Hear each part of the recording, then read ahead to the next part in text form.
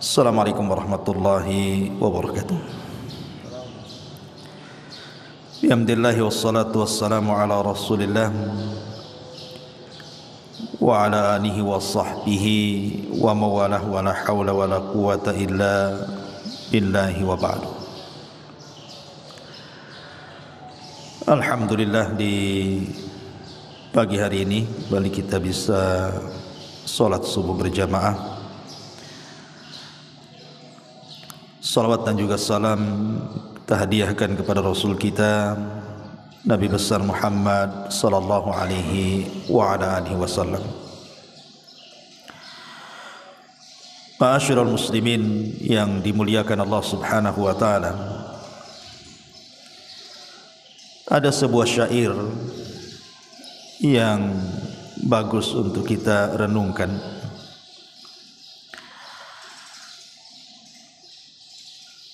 Di mana seorang penyair mengatakan, tazawwad minat taqwa fa innaka la tadri idza janna al-lailu hal ta'ishu ila al-fajr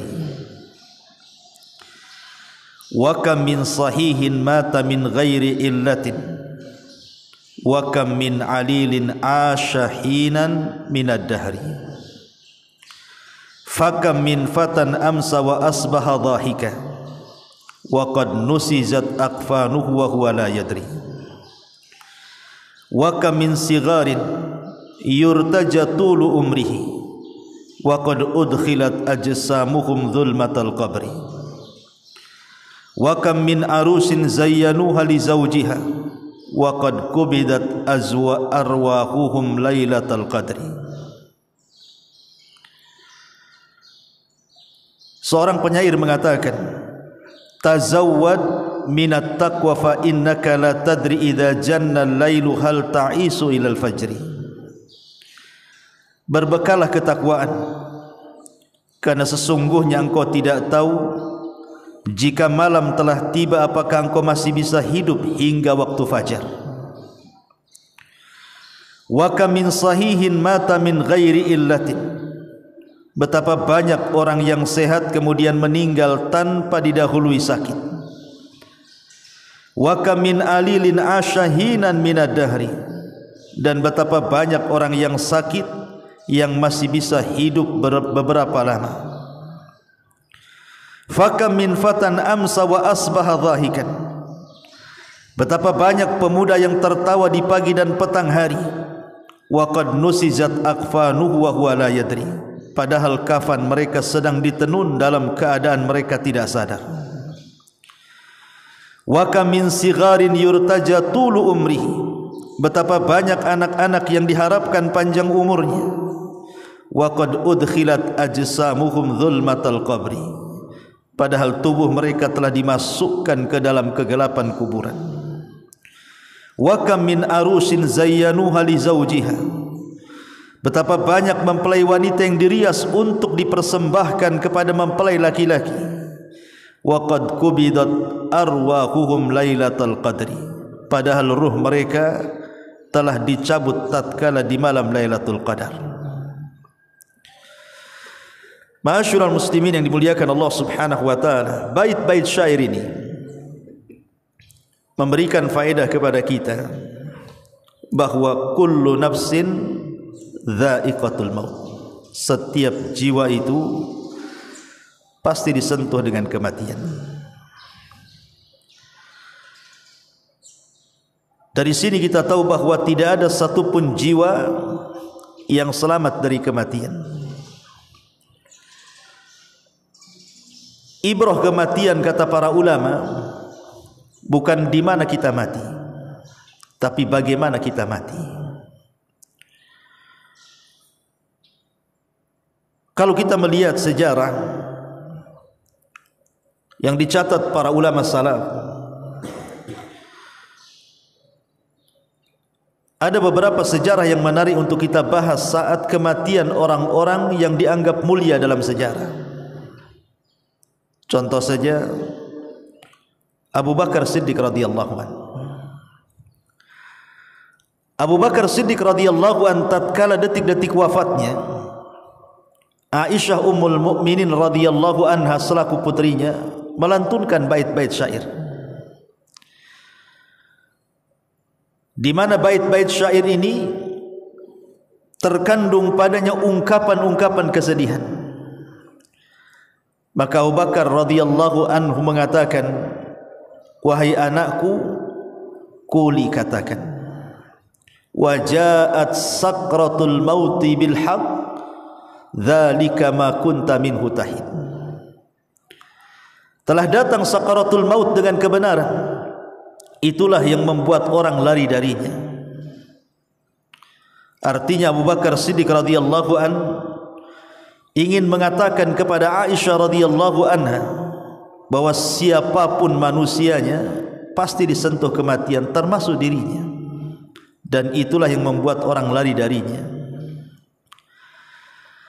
Bahkan Umar bin Khattab radhiyallahu anhu saat ditusuk oleh seorang majusi namanya Abu Lu'lu,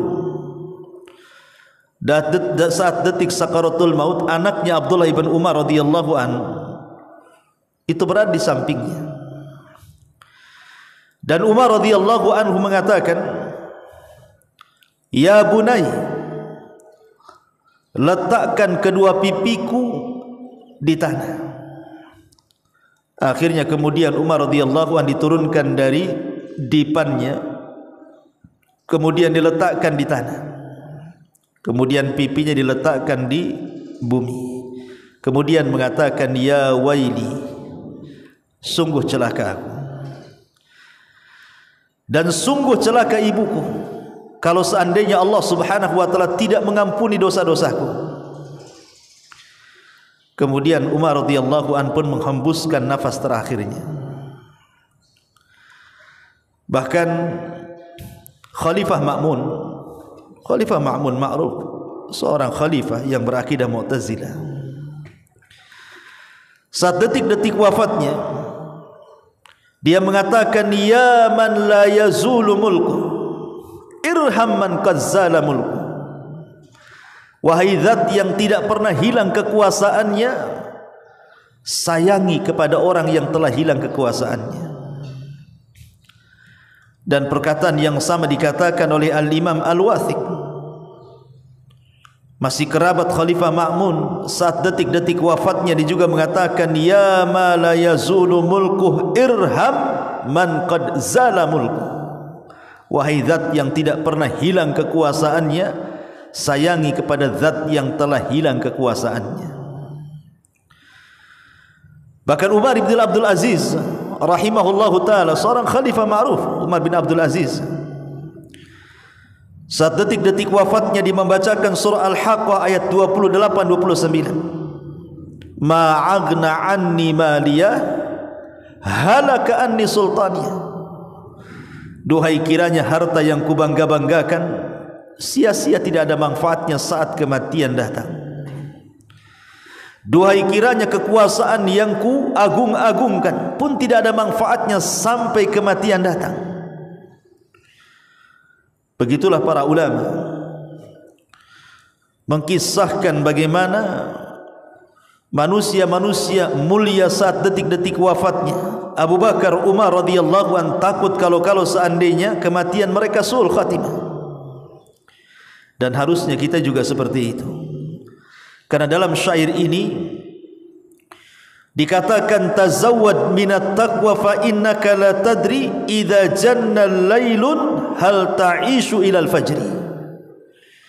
Berbekalah ketakwaan, karena sesungguhnya engkau tidak tahu jika malam telah tiba apakah engkau masih bisa hidup hingga pagi hari. Tidak ada yang tahu, ikhwan.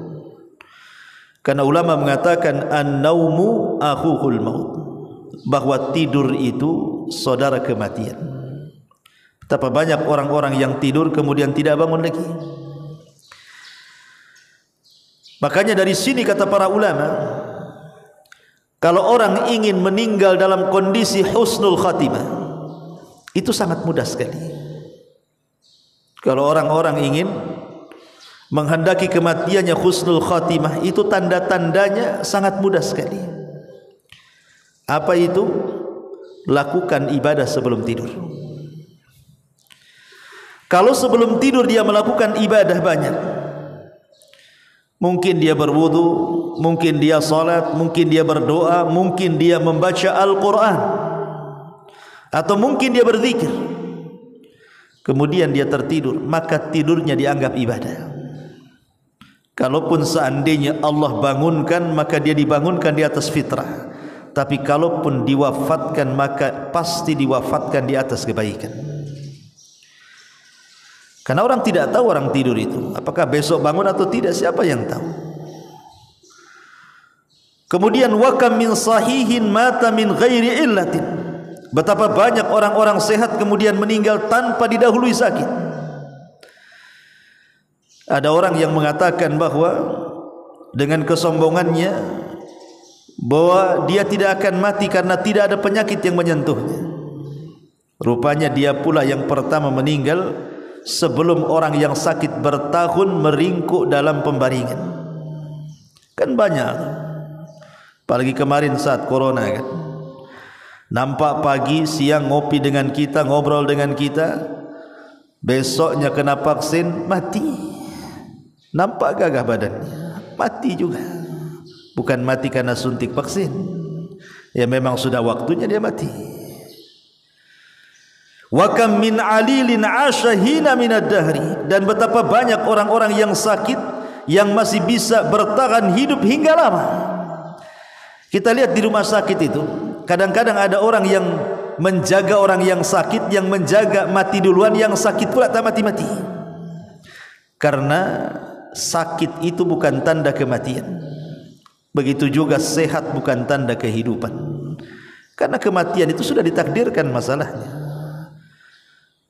Ada seorang raja yang sangat kaya raya, penuh dengan kekuasaan, sombong dia, bawa pasukan dia.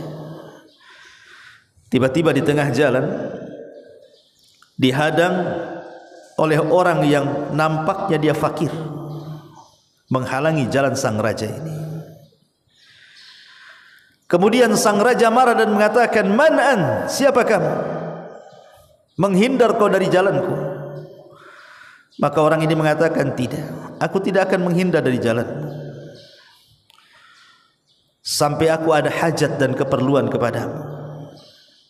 Maka orang-orang yang dibawa sang raja congkak zalim ini, sombong ini, berusaha untuk menyingkirkan orang yang menghalangi itu. Tapi sang raja kemudian turun dari kudanya dan mengatakan, "Ada apa dengan kamu?" Maka orang ini mengatakan, "Ada hajat keperluan kepadamu, tetapi hanya saya dan kamu saja. Jangan bawa prajuritmu." Akhirnya kemudian menyingkirlah sang raja dengan orang fakir tadi. Setelah berdua-duaan sang raja mengatakan, "Man-an, siapa kamu?" Maka orang ini mengatakan, "Ana malakul maut, saya adalah malaikat maut." Kemudian dicabut rohnya sang raja zalim ini. Ma'asyiral muslimin yang dimuliakan Allah Azza wa Jalla, siapa yang tahu kematian? Nabi Allah Sulaiman alaihi salam sedang berdua duduk bersama perdana menterinya, ngobrol di sebuah ruangan. Tiba-tiba pintu diketuk. Kemudian Nabi Allah Sulaiman membuka pintu itu. Rupanya nampak orang yang sangat hitam, legam, menakutkan, dan matanya sangat tajam memandang perdana menteri itu. Kemudian ngobrol sebentar dengan Nabi Allah Sulaiman, orang yang menakutkan itu pergi. Sang menteri ngomong kepada Nabi Allah Sulaiman, "Siapa dia?"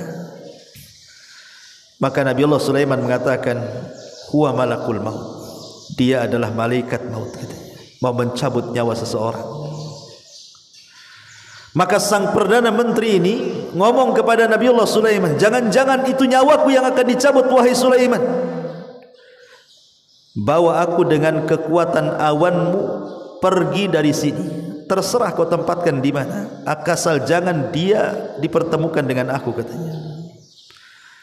Akhirnya Sulaiman, karena dia menundukkan angin dan juga awan, maka kemudian Nabi Allah Sulaiman dengan orang ini pergi, rupanya sampai di India. Ketika turun dari awan, rupanya orang yang menakutkan itu sudah menunggu di situ. Subhanallah. Akhirnya dicabutlah nyawa dia. Dari sini Allah katakan, aynama takunu yudrikumul maut walau kuntum fi burujin musayyadah. Dimanapun kalian berada, kematian itu pasti menembus, walaupun kau bentengi rumah kamu dengan benteng yang sangat kokoh sekalipun. Malaikat maut tidak ada pantangan dengan benteng. Kalau waktunya mati, mati. Maka di sini, wa kam min sahihin mata min ghairi illah wa kam min alilin asyahina minad dahri. Betapa banyak orang yang sehat kemudian meninggal tanpa didahului sakit, dan betapa banyak pula orang sakit pasti bisa bertahan hidup dengan lama. Fakam min fatan amsa wa asbaha dhahikan wa qad nusijat akfanuhu wa huwa la yadri. Betapa banyak anak-anak muda yang tertawa di pagi hari dan petang hari, padahal kafan mereka sedang ditenun dalam keadaan mereka tidak sadar. Bahkan menurut penelitian para pakar, tingkat kematian hari ini antara orang-orang tua dan anak-anak muda itu lebih banyak dialami anak muda dibandingkan orang tua. Beda kalau dulu ya.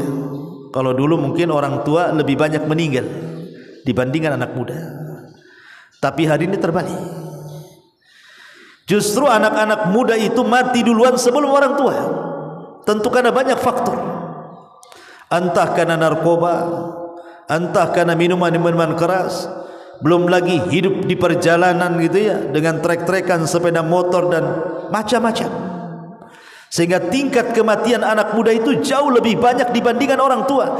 Dari sini kita katakan bahwa tua bukan alamat kematian, muda juga bukan berarti jauh dari kematian. Kematian itu menyasar siapa saja. Apalagi anak-anak muda di zaman sekarang gitu. Orang tua lama matinya karena di rumah saja. Yang suka ke jalan itu kan anak-anak muda tuh yang bisa naik motor tuh. Kita hati-hati ditabrak orang, enggak hati-hati nabrak orang. Ya. Makanya di sini kam min fatan amsa wa asbaha dhahikan wa qad nusijat akfanuhu wa huwa la yadri. Berapa banyak pemuda-pemuda tertawa di pagi hari dan petang hari, padahal kafan mereka sedang ditenun dalam keadaan mereka tidak sadar. Ada seorang syekh bercerita, ada anak muda. Anak muda ini subhanallah tidak malu untuk membaca Al-Quran, karena di zaman itu kan belum ada handphone. Jadi kalau ingin membaca Quran ya harus bawa mushaf kemana-mana. Lain sekarang Allah mudahkan. Wanita haid sekarang ini dimudahkan bisa baca Quran dari handphone. Tapi dulu orang kalau baca Quran harus bawa mushaf. Bahkan ada mushaf itu, ada mushaf mini, mushaf saku. Bisa ditaruh di saku kita dan bisa digunakan untuk kemana saja. Jadi anak muda ini saking cintanya dengan Al-Quran, dia tidak pernah meninggalkan Quran. Di pesawat dia baca Quran, di kereta dia baca Quran, di bus dia baca Quran. Tidak malu dengan Al-Quran. Al-Quran menjadi identitas hidupnya. Sampai satu hari Allah subhanahu wa ta'ala takdirkan kematiannya dengan cara kecelakaan. Jadi dia naik mobil, kemudian tabrakan dengan hebat sekali sampai akhirnya koma. Kemudian dia pun dibawa ke mustasfa, ke salah satu rumah sakit. Maka sang alim, ada seorang alim berziarah kepada anak muda ini. Subhanallah, kata sang alim ini, anak muda ini sepanjang perjalanan, dari mulai dia tertabrak mobilnya, kemudian hancur, dia pun luka-luka dan dia pun koma, tapi lisannya tidak pernah diam dari qiraatul Quran. Apa yang dibaca? Wan najmi idza hawa ma dhalla sahibukum wa ma ghawa wa ma yantiqu anil hawa in huwa illa wahyun yuha. Ini yang diulang-ulang. Surah Najm. Wan najmi idza hawa, Ma dhalla sahibukum wa ma gawa wa ma yantiqu anil hawa. Tidaklah Muhammad berucap dengan hawa nafsunya. In huwa illa wahyun yuha, yang keluar dari lisannya adalah wahyu yang diwahyukan kepadanya. Dia mati dalam kalimat in huwa illa wahyun yuha. Anak muda tapi mati di atas husnul khatimah. Itu yang kita inginkan.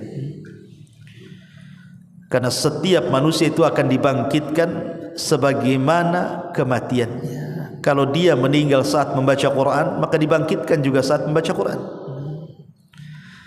Kalau dia meninggal saat sujud, seperti yang terjadi kepada seorang budak hitam yang legam yang dibawa oleh Abdullah ibn Mubarak dari kota Madinah menuju Syam. Karena budak ini saleh, ingin dipertunjukkan kepada para ulama-ulama yang ada di Syam bahwa masih ada orang-orang yang mustajab doa. Tiba-tiba setelah budak ini mendengar bahwa dia akan diperkenalkan dengan para ulama karena dia mustajab doa. Sebab ketika ahlu Makkah melaksanakan istisqa tidak turun hujan. Tiba-tiba budak hitam ini berdoa, tahu-tahu turun hujan. Jadi Abdullah ibn Mubarak heran dengan kealiman sang budak ini, sehingga dia ingin membawanya ke Syam, ke Irak sana. Ketika budak ini tahu dia akan dibawa ke Irak, dia minta izin kepada Abdullah ibn Mubarak untuk berwudu. Kemudian salat 2 rakaat. Dalam sujudnya dia meminta agar diwafatkan, dan dia mustajab doa. Ketika dia sujud lama tidak bangkit-bangkit, rupanya meninggal. Maka man mata ala syai'in, siapa yang mati dalam bentuk apapun, maka dia pun akan dibangkitkan seperti itu. Kalau dia mati dalam posisi sujud, maka dibangkitkan ketika sujud. Atau di zaman Nabi SAW ketika Hajjatul Wada, ada seseorang naik unta, kemudian jatuh dari unta di atas kain ihramnya, kemudian meninggal. Kemudian Nabi SAW mengatakan, yub'atsuna yaumal qiyamati mulabbiyan, dia akan dibangkitkan kelak pada hari kiamat dan dia sedang mengucapkan talbiyah, labbaik Allahumma labbaik, labbaik la syarika laka labbaik, innal hamda wan ni'mata laka wal mulk la syarika lak. Begitulah manusia. Tentu ini yang husnul khatimah. Yang su'ul khatimah tentu beda lagi. Kemudian wa kam min saghirin yurtaja tulu umrihi wa qad udkhilat ajsamuhum zulmatal qabri. Betapa banyak anak-anak yang diharapkan panjang umurnya, padahal tubuh mereka telah dimasukkan ke dalam kegelapan kuburan. Lihat bayi-bayi itu yang harusnya mereka secara logika harusnya panjanglah usianya bayi-bayi itu, tapi betapa banyak bayi-bayi yang meninggal sebelum dia balik. Banyak sekali. Entah bayi itu dibunuh orang tuanya atau karena memang Allah takdirkan kematiannya. Tapi dari sini menunjukkan bahwa kematian itu tidak pernah melihat usia. Mau bayi, mau remaja, mau dewasa, mau anak muda, mau sudah tua, kematian itu menyasar kepada siapapun. Karena kematian itu sebuah kepastian yang pasti dialami manusia, datangnya pun tanpa pemberitahuan, dan dia bukan akhir dari sebuah perjalanan.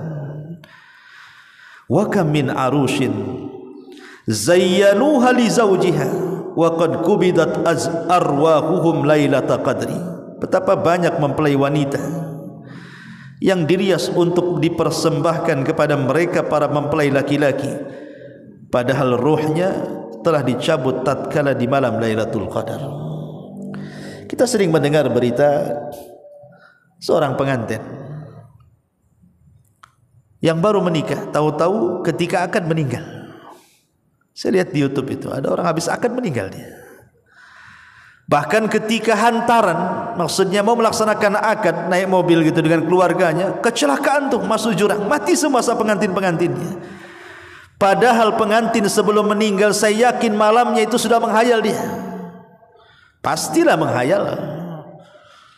Yang namanya pengantin pasti menghayal. Tapi dia tidak pernah menghayal kematian, dia menghayal kesenangan. Tetapi kullu nafsin dha'iqatul maut, setiap jiwa itu pasti ada jatah kematiannya. Tetapi saya ulang dari awal bahwa ibrah itu bukan di mana kita mati, tapi bagaimana caranya kita mati. Karena ada orang yang kemudian pergi haji atau umrah, mereka sanggup haji dan umrah tapi menunggu tua. Alasannya, saya ingin mati di kota Mekah. Dan itu banyak alasan-alasan seperti itu. Sampai ada seseorang itu bertanya, "Ustaz, doakan saya," katanya. "Saya sudah haji berkali-kali," katanya, "tapi doa saya tidak dikabulkannya." Jadi katakan kepada wanita itu, "Lah, bukankah di Mekah itu banyak tempat-tempat mustajab doa? Di Madinah juga sama, ada raudhah di situ. Antara mimbar dan kamar Nabi SAW itu mustajab doa. Kenapa doamu tidak dikabulkan?" Kemudian sang wanita ini mengatakan bahwa buktinya aku tidak dikabul-kabulkan doa. Lalu doa apa yang kau panjatkan? Dia mengatakan, "Saya ingin mati di kota Mekah," katanya. Buktinya saya masih hidup, katanya. Dia pikir orang mati di kota Mekah itu langsung masuk surga, mungkin begitu. Jadi kalau ada orang yang berpikir seperti ini, antum ngomong saja sama orang itu, "Antum bisa bahasa Arab?" kata. "Enggak bisa, jangan mati di sana. Malaikat sana nanyanya pakai bahasa Arab." "Mati sini aja lah, nanya pakai bahasa Melayu," kata. Ma'asyiral muslimin yang dimuliakan Allah Azza wa Jalla, dari sini kita tahu bahwa ada orang-orang yang Allah takdirkan kematiannya indah sekali, tapi ada yang Allah takdirkan kematiannya su'ul khatimah. Ada seorang syekh bercerita, di zaman ulama salaf dulu ada seorang saleh, anak muda saleh, anak muda yang sangat saleh sekali. Dia seorang muadzin, seorang yang suka mengumandangkan azan. Kalau orang dulu kan azan pakai menara, naik ke atas. Sekarang pakai mic saja kan. Karena dulu orang dulu naik ke atas menara supaya suaranya terdengar. Lah menara masjidnya itu berdekatan dengan gereja. Menara masjidnya itu berdekatan dengan gereja. Dan di gereja itu ada biarawati wanita yang sangat cantik. Apabila dia sedang mengumandangkan azan, wajahnya tertatap kepada wanita cantik biarawati gereja itu. Entah setan apa yang merasuki jiwanya. Akhirnya dia pun, karena setiap hari azan, setiap itu pula dia melihat, dan wanita itu pula melihat dia. Allah takdirkanlah jatuh cinta dua sejodi ini. Zaman dulu tidak ada handphone. Kalau sekarang ya minta nomor telepon, minta WhatsApp, minta grup gitu ya. Zaman dulu ya masih kecil-kecil kan, pakai surat linting bahasanya. Di surat gitu ya, itu udah senang tuh, bahagia luar biasa itu. Baru pegang suratnya, belum pegang orangnya. Orang dulu kan begitu. Baru lewat saja, nggak natap udah senang. Akhirnya kepikiran dia ingin meminangnya. Namanya biarawati kan tidak boleh menikah masalahnya. Tapi kadang sudah cinta. Anak muda ini memberanikan diri datang ke gereja, kemudian bertanya kepada orang tuanya, ditunjukkan orang tuanya, tapi orang tuanya menolak mentah-mentah. Kenapa? Biarawati tidak boleh kawin ya. Akhirnya kemudian dia pun sakit di atas cintanya sampai dia terbaring, kemudian sakit parah. Gurunya seorang alim menasihati anak muda ini dan mengatakan, apa tidak ada wanita lain kecuali wanita itu bukan muslim, dia seorang Nasrani, banyak wanita muslimah. Tapi anak muda ini mengatakan, tidak, hatiku sudah tertambat kepada dia, bagaimanapun caranya aku harus mendapatkan dia. Kata sang alim, bagaimana kau mendapatkannya? Dia Nasrani, pun bapaknya tidak menyetujui pernikahanmu, sudah tinggalkan saja daripada kau sakit seperti ini. Tiba-tiba anak muda ini mengatakan, demi Allah wahai syekh, kalau Allah subhanahu wa ta'ala tidak takdirkan aku berjumpa dengan dia di dunia, janganlah Allah takdirkan aku tidak berjumpa dia di akhirat, katanya. Kata Syekh mengatakan, bagaimana caranya? Bagaimana caranya engkau akan berjumpa dengan dia di akhirat? Kemudian dia mengatakan, kafartu bid-dini wa amantu bidiniha. Aku kafir dengan agamaku dan aku beriman dengan wanita itu. Subhanallah, pindah agama. Kafartu bid-dini wa amantu bidiniha. Aku kufur dengan agamaku dan aku beriman dengan agama dia. Kemudian dia mati. Subhanallah. 1 tahun setelahnya, kemudian wanita itu mendengar bahwa laki-laki yang mencintainya sakit kemudian meninggal. Dia pun sakit. Sakit di atas cinta dua-duanya. Maka Syekh ini mendatangi wanita itu dan menasihati. Wanita itu juga mengatakan, engkau sudah tahu masalahku dengan laki-laki itu, wahai Tuan? Ya, sudah tahu. Kemudian dia pun mengatakan kalimat yang sama, kalau Allah takdirkan aku tidak berjumpa dengan dia di dunia, janganlah kemudian Allah takdirkan aku tidak berjumpa di akhirat, katanya. Kata Syekh ini, bagaimana caranya? Dia mengatakan, kafartu bid-dini wa amantu bidinihi. Aku kufur dengan agamaku Nasrani, aku beriman dengan agama dia Muslim. Subhanallah. Allah pisahkan di dunia, Allah pisahkan lagi di akhirat. Enggak ketemu. Yang satu masuk Nasrani, yang satu pula masuk Islam, agak silang. Ya. Tapi begitulah kematian. Sampai ada seorang syekh juga bercerita, ada anak muda saleh, talabul ilmi. Dia mencari pekerjaan. Akhirnya kemudian dia dapatlah pekerjaan di kapal yang suka mengangkut kontainer-kontainer besar dari negara ke negara. Akhirnya dia pun naiklah ke kapal tersebut. Kebetulan kapal ini mengarah ke India. Karena dasarnya orang alim, dia berusaha berdakwah di atas kapal itu. Di kapal itu tidak pernah ada orang azan, dia azan. Tidak pernah ada orang qomat, dia qomat. Tidak ada orang pernah solat berjamaah, dia ajak orang satu kapal solat jamaah. Senanglah orang-orang kapal itu. Sampai pada waktunya kapal ini menyandar di sebuah kota isinya maksiat. Kota itu maksiat semuanya. Kemudian setelah tahu anak muda ini bahwa kapalnya harus ngedok di situ, bersandar di situ karena harus menurunkan barang dan menaikkan barang, dia pun tidak berani turun karena dia tahu ini negara syubhat.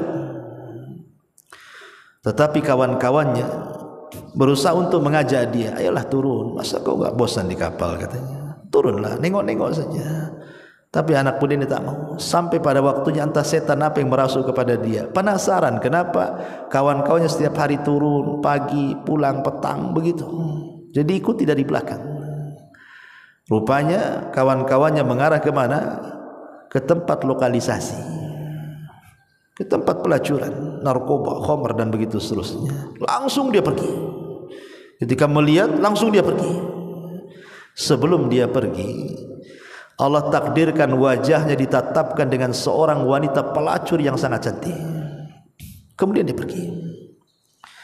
Disitulah setan masuk ke dalam pikirannya, karena dia sendirian dalam kapal, kawan-kawannya bermaksiat. Ingat bahwa serigala itu lebih senang menerkam satu kambing yang keluar dari kawanannya dibandingkan rumah dengan kawanannya. Lebih tergoda dia, dibayang oleh setan tentang keindahan wanita itu. Akhirnya tanpa diajak dia turun, mendekati tempat lokalisasi itu. Rupanya berjumpa pula dengan wanita itu.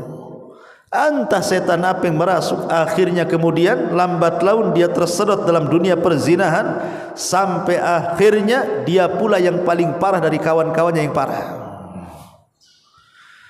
Sudah 2 bulan 3 bulan kapal itu harus pergi. Rupanya semua penumpang kapal itu, nahkoda-nahkodanya, awak-awak kapalnya dah masuk. Anak muda pula tak ada. Dia yang paling soleh, dia pula yang tak ada di kapal. Sehingga sang nahkoda ini mengatakan, mana itu anak muda yang soleh itu, mana itu? Maka orang-orang mengatakan, si fulan telah tersesat, si fulan lebih buruk daripada kami, katanya. Kalau begitu, bawa dia, masukkan ke kapal, kita mau berangkat balik. Akhirnya kawan-kawannya turun. Rupanya laki-laki itu sedang teler bersama seorang wanita pelacur. Mau diajak balik tak mau dia. Dia mengatakan kalau kalian mau balik, baliklah katanya. Aku di sini saja.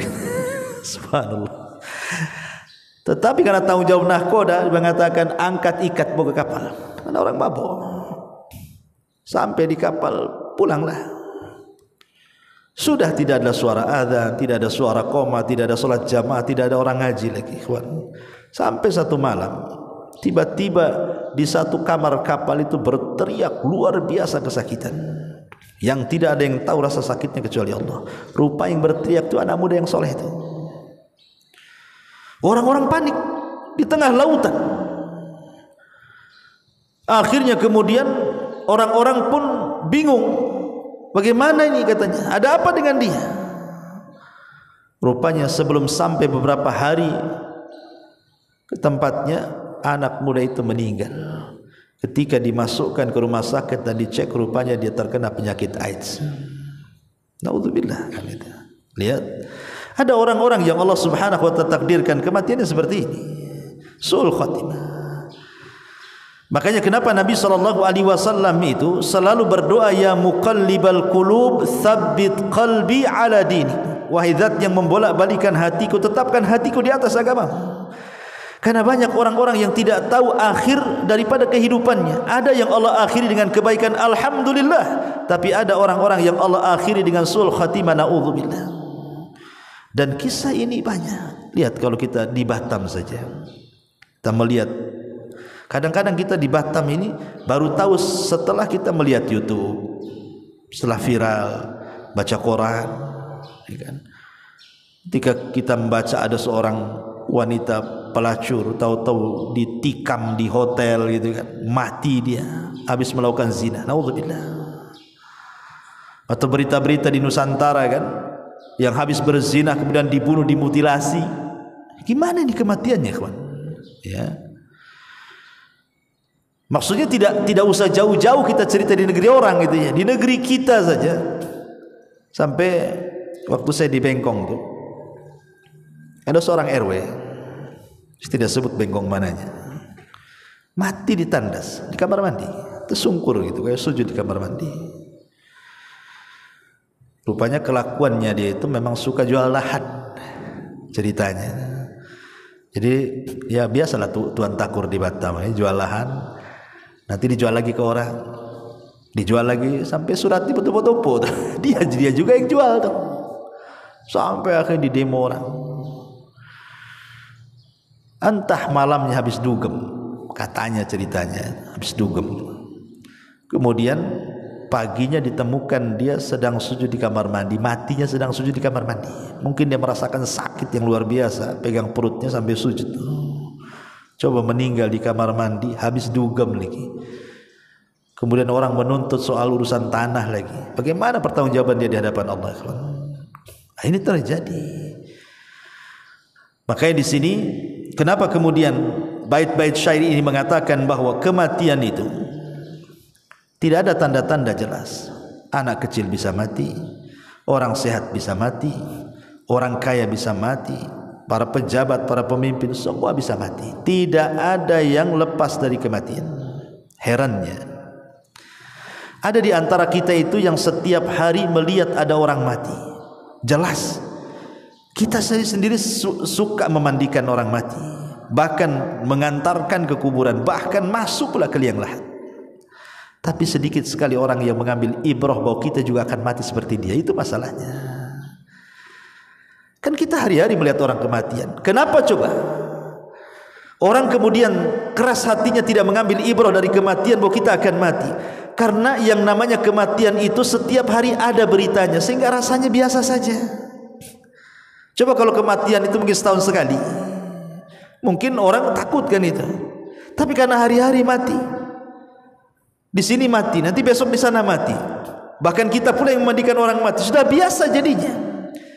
Kebiasaan itulah menjadikan kematian bukan perkara yang luar biasa bagi kita. Itu pula yang menjadikan kita tidak bisa mengambil ibrah kematian. Padahal orang yang cerdas itu, kata Nabi SAW, al-kayyisu man dana nafsah wa amila lima ba'dal maut. Orang yang cerdas itu orang yang introspeksi.